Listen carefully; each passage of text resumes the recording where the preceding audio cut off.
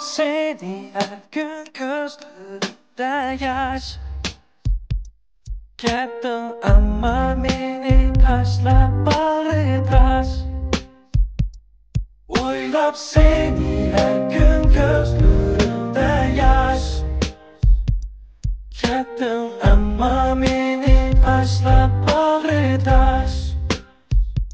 Sana güldüm seni söyledim yürügüm. Lakin bilemezken bu gönül berdaş.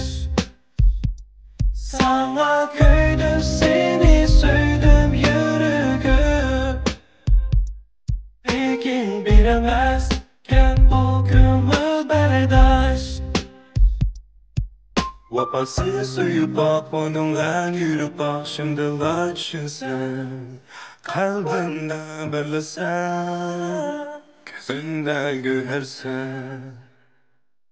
Gözlerin açtığında yalnız kalganda şimdiler düşünsen. Kalbinde belirsen, yolunla hemranma. Sana yürümezken dökülgen gözyaş. Yüreğim senin dost seni azaplaydı her günü. Sana yürümezken dökülgen gözyaş. Seni söylemem, seni söyleyemem.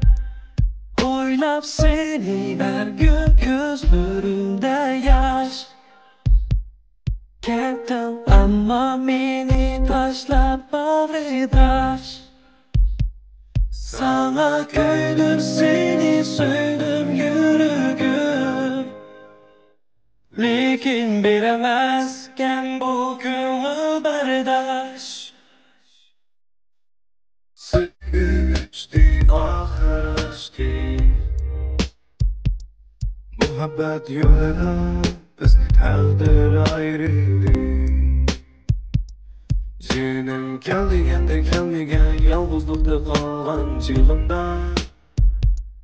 Gelgeyenim var, gelgeyenim var. Sana gülmezken tükülgen gözyaş.